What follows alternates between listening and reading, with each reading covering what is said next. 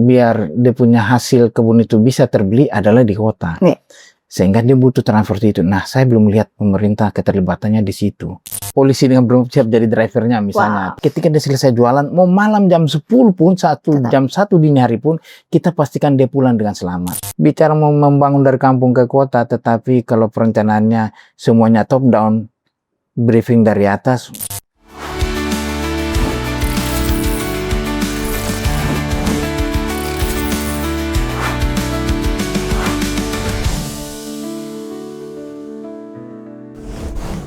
Jumpa kembali bersama saya Vera Halik dalam Reka Bicara.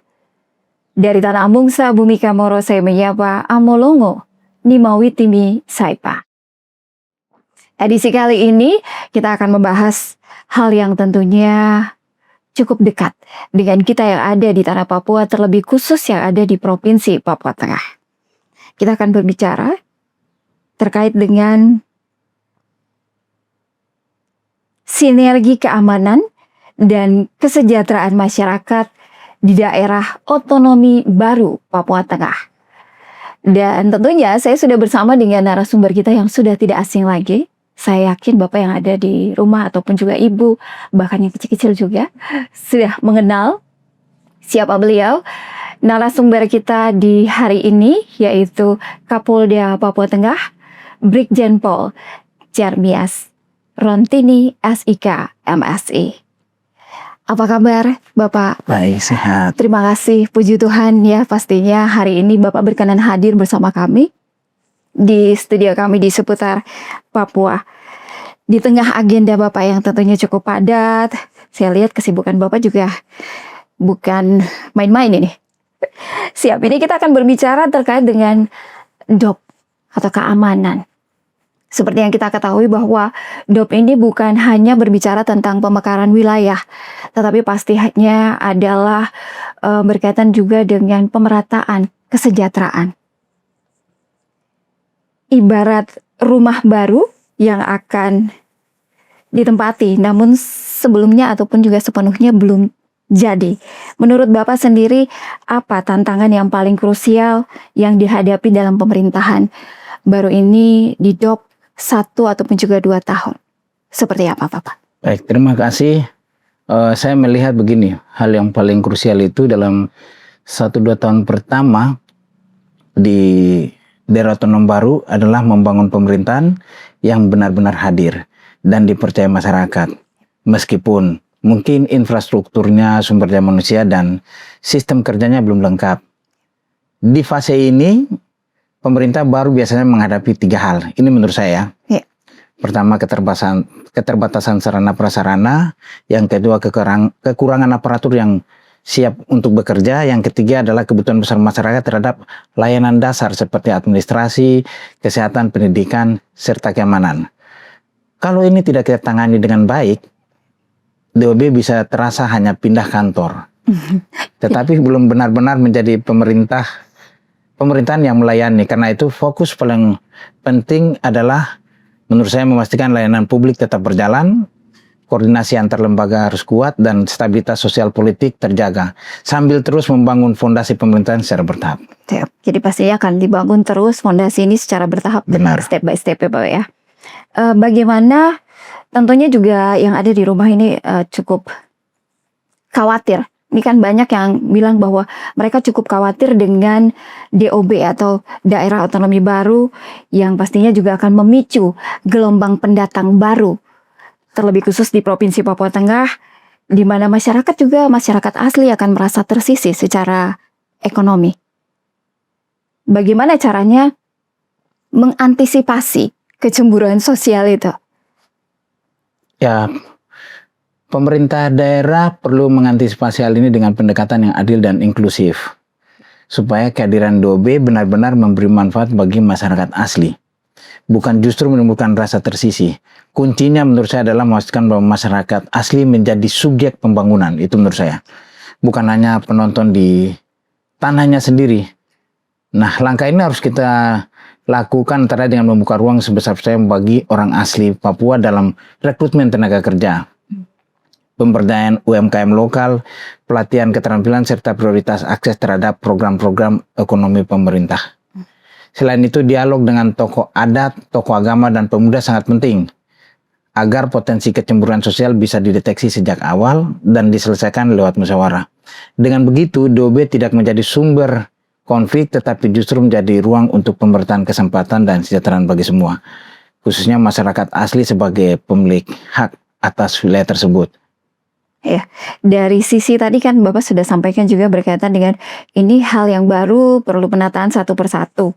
Dari sisi penataan birokrasi, penempatan pejabat baru atau pembagian wilayah, ini seringkali menjadi gesekan, hal yang paling sensitif antar kelompok tentunya. Bagaimana cara DOB sendiri mengelola dinamika politik lokal agar tidak terjadi hal-hal yang tidak diinginkan, terutama mengorbankan stabilitas keamanan.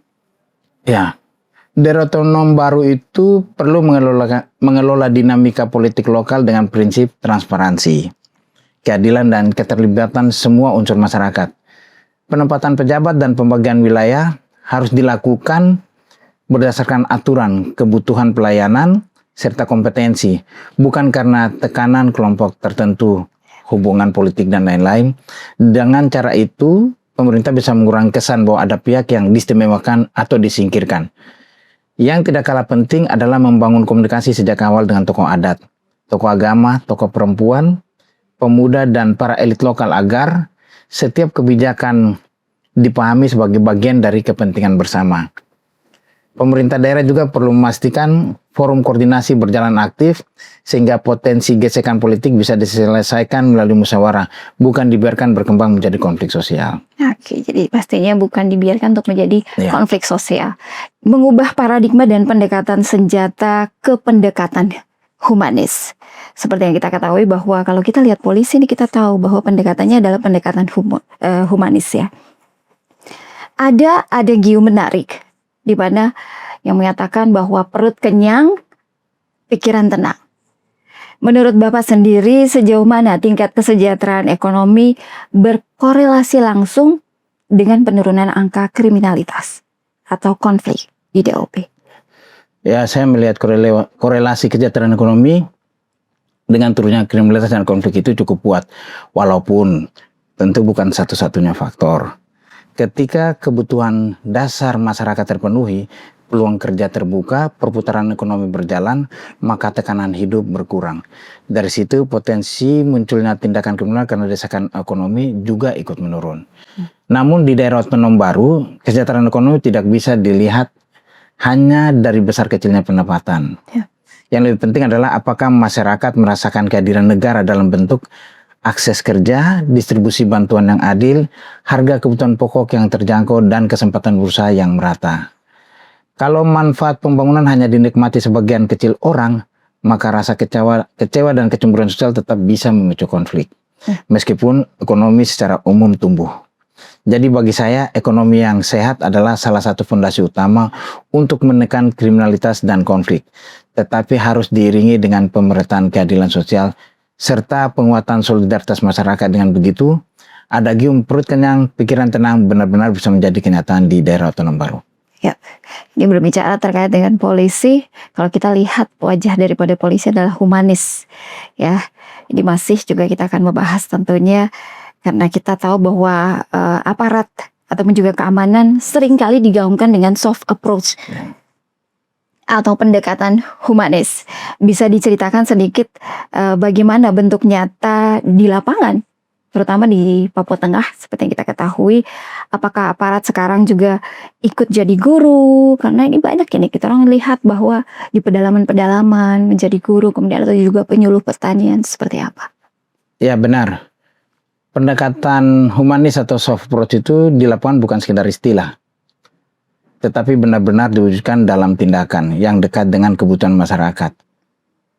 Aparat Polri sekarang tidak hanya hadir saat ada masalah, tetapi juga ikut membangun kepercayaan, mendengar keluhan warga, dan membantu menyelesaikan persoalan sehari-hari dengan cara yang persuasif. Artinya, masyarakat sekarang sudah merasa yang dekat dengan mereka siapa, itulah fokus mereka untuk melakukan kegiatan sehari-hari. Bentuk nyatanya bisa sangat beragam. Ada aparat yang ikut turun dalam kegiatan sosial, membantu pelayanan masyarakat, mendampingi sekolah, Ya. memberi penyuluhan Kamtipmas sampai ikut mendukung program ketahanan pangan dan pertanian. Dalam konteks daerah otonom baru memang ada kondisi di mana aparat juga menjadi penggerak, pendamping, bahkan sekali ikut berperan sebagai guru, penyuluh atau fasilitator. Terutama di wilayah yang masih kekurangan tenaga pendidik dan pendamping teknis. Intinya, aparat tidak mengambil alih peran semua pihak, tetapi menjadi jembatan agar negara benar-benar hadir di tengah masyarakat. Dengan pendekatan seperti ini, hubungan antara aparat dan warga menjadi lebih dekat. Rasa percaya tumbuh dan stabilitas Kemnan juga lebih mudah terjaga karena masyarakat merasa dilibatkan, bukan dihadapi. Ini adagium yang menurut saya kalau sering kita polisi di wilayah pedalaman lakukan hal-hal yang tidak dilakukan oleh pemerintah di tingkat kampung, seperti menjadi guru, kemudian menjadi tenaga kesehatan. Kan kita bicara tentang kehadiran negara, jadi negara hadir lewat aparat kepolisian tadi, dan mudah-mudahan ini menjadi semacam SOP, karena memang kita bicara peningkatan kualitas SDM butuh waktu dan proses yang panjang. Gitu. Ya, tadi juga Bapak sudah sampaikan bahwa dari polisi sendiri menjadi jembatan. Ya. Kalau bilang jembatan berarti ini pasti juga akan memastikan anggaran dari DOB ini sendiri turun sampai ke mama-mama, kemudian nelayan, pegawai, belanja pegawai dan juga proyek kontraktor besar. Bagaimana memastikan anggaran tersebut? Kuncinya ada pada perencanaan yang berpihak pada ekonomi rakyat kecil dan pengawasan yang ketat sampai ke lapangan. Anggaran daerah otonom baru tidak boleh hanya terserap di belanja rutin, tetapi harus diarahkan ke program yang langsung menyentuh masyarakat bawah, seperti pemberdayaan mama-mama pedagang, dukungan untuk nelayan lokal, bantuan modal usaha kecil, akses pasar, dan perbaikan sarana dasar yang memang mereka butuhkan. Jadi, sejak awal ukuran keberhasilan ini, khususnya ukuran keberhasilan anggaran, bukan hanya terserap atau tidak, tapi sejauh mana rakyat benar-benar merasakan manfaatnya. Kunci berikutnya ada pada perencanaan yang berpihak pada ekonomi rakyat kecil dan pengawasan yang kita sampai ke lapangan tadi. Kita wujudkan contoh masyarakat mendapat bantuan permodalan. Kita lihat mereka pergi ke kebun, dia ambil hasil kebunnya, kemudian dia bawa ke kota. Sampai di kota, dia butuh transportasi. Nah, kalau seandainya pemerintah bisa memfasilitasi transport ini, contoh kalau di Timika saya lihat dari SP 13, SP 12, Mama kan punya hasil kebun, tapi dia pengen jual ke kota. Kenapa? Ke kota Timika, karena dia merasa yang menjadi daya tarik dan pusat biar dia punya hasil kebun itu bisa terbeli adalah di kota, sehingga dia butuh transport itu. Nah, saya belum lihat pemerintah keterlibatannya di situ. Kalau saja pemerintah, oke lah, kita bilang pemerintah mungkin terbatas karena harus menyusun program. Bapak, kita siap, polisi dengan bermobil siap jadi drivernya misalnya, tapi kita butuh saja kendaraan untuk mengangkut mama-mama itu. Jadi ketika dia selesai jualan, mau malam jam 10 pun, jam 1 dini hari pun, kita pastikan dia pulang dengan selamat. Yang terjadi sekarang kan, dia pulang itu masih sore, dia takut karena sudah gelap, mungkin saja akhirnya barangnya belum terbeli, hasil jualannya belum habis, dia sudah pulang. Kan sesuai ekspektasinya dia ketika barang itu dibawa ke kota. Ini satu terobosan menurut saya kalau Pemda bisa berkolaborasi untuk kita memberdayakan mama-mama di pasar seperti itu, saya pikir mereka akan memberikan kontribusi maksimal terhadap pemberdayaan ke keluarga. Baik. Gitu. Seringkali ego sektoral ini menjadi masalah. Bicara ego, seperti yang kita ketahui, pemerintah daerah jalan sendiri, bahkan aparat bisa juga jalan sendiri, tidak bersama-sama. Bagaimana membangun sistem koordinasi yang solid agar pembangunan infrastruktur terlebih khusus di daerah rawan bisa dikawal dengan aman tanpa menimbulkan ketakutan di masyarakat, karena kita masyarakat ini kita takut. Seperti itu. Baik.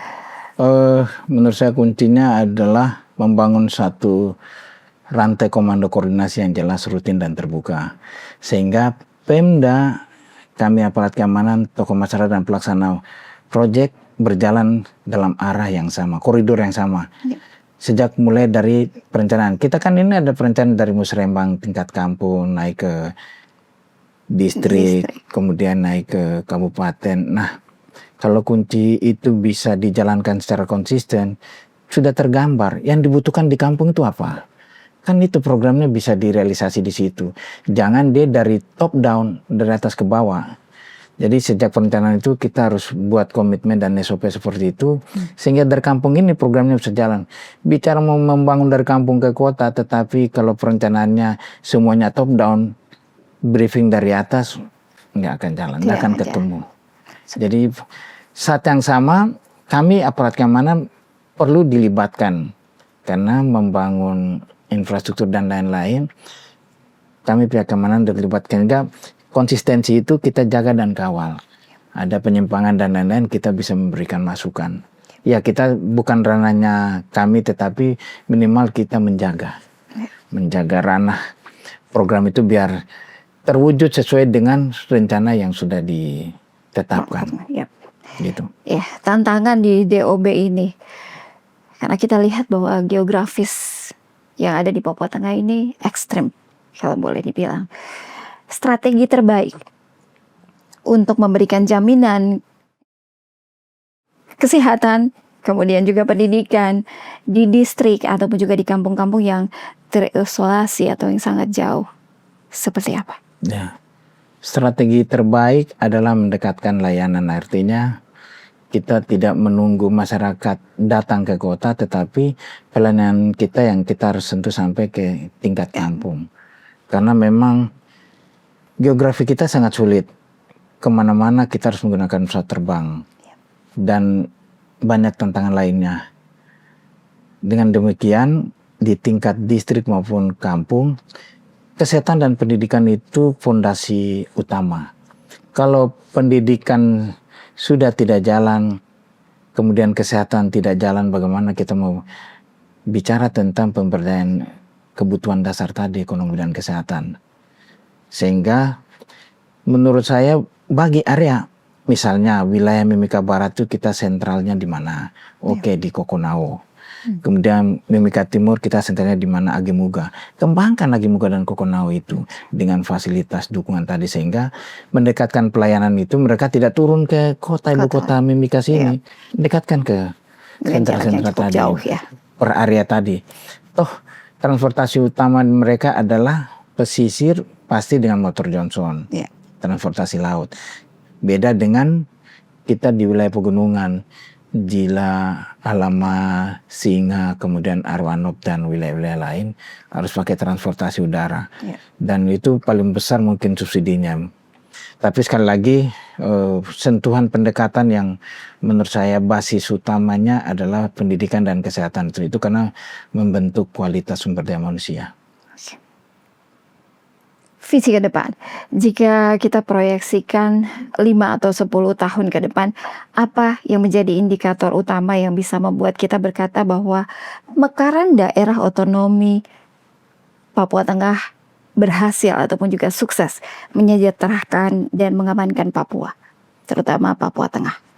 Ya, bagi saya indikator utama itu ketika apa yang kita bangun dari sumber daya manusia ini mampu menjadi motor gerak di bidangnya masing-masing.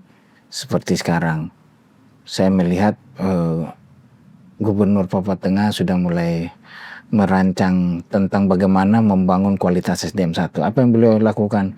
Ya, sekolah berpola asrama, bangun di tiap kabupaten. Kalau ini bisa terwujud, anak-anak yang tadi dari kampung-kampung tidak perlu ke ibu kota Nabire atau Timika. Di Ilaga misalnya, distrik-distrik yang dekat Ilaga bikin satu sekolah berpola asrama di Ilaga, sehingga dari kampung-kampung tidak perlu turun ke Timika tapi tersentral di ibu kota kabupaten. Nah, ini bagus sekali kalau bisa terwujud. Mungkin 5-10 tahun ke depan kita sudah bisa dapat kualitas SDM yang memadai dan mungkin lebih baik peningkatannya dibanding mereka yang tidak bersekolah di sekolah asrama tadi. Karena kan sekolah asrama dia dididik disiplin dan lain-lain, kemudian diterapkan pola pembelajaran yang menyesuaikan dengan kondisi wilayah setempat.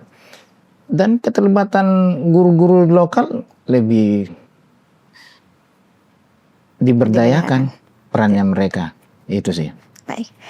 Ini pertanyaan terakhir tentunya dan menjadi penutup, apa pesan ataupun juga imbauan Bapak sendiri untuk seluruh masyarakat yang ada, baik anak muda, kemudian pemangku kebijakan di daerah otonomi baru, agar mimpi besar kedamaian dan kesejahteraan ini bukan cuma jadi pemanis di atas kertas. Silahkan. Baik, bagi kita yang ada di daerah otonom baru ini, rumah bersama yang kita bangun dengan hati akan lebih dirasakan dampaknya daripada kita bangun dengan ego dan lain-lain. Kedamaian dan kesejahteraan tidak akan lahir kalau hanya dibicarakan di atas kertas, tetapi harus diwujudkan lewat kerja nyata, saling menghormati dan kemauan untuk bergandeng tangan. Kepada masyarakat, saya mengajak untuk tetap menjaga persaudaraan, tidak mudah terprovokasi, dan terus mendukung setiap upaya pembangunan. Bagi anak muda, jadilah motor perubahan dengan semangat belajar, berkarya dan membangun energi positif bagi daerah. Kepada para pemangku kebijakan, jalankan amanah dengan jujur, adil dan berpihak pada rakyat kecil. Karena keberhasilan daerah otonom baru akan diukur dari sejauh mana masyarakat benar-benar merasakan manfaatnya. Kalau semua unsur bergerak bersama, maka mimpi besar tentang Papua Tengah yang damai, maju dan sejahtera bukan hanya menjadi harapan tetapi menjadi kenyataan. Amin. Iya, terima kasih banyak Bapak untuk waktunya. Terima kasih. Sukses selalu. Terima kasih. Tuhan memberkati dalam tugas Bapak. Sama-sama. Dan akhir kata tentunya saya Vera Halik beserta dengan Bapak Kapolda Papua Tengah pamit undur diri. Terima kasih banyak Amolongo, Nimawi Timi, Nimau Saipa. Saipa. Tuhan memberkati kita semua. Thank you.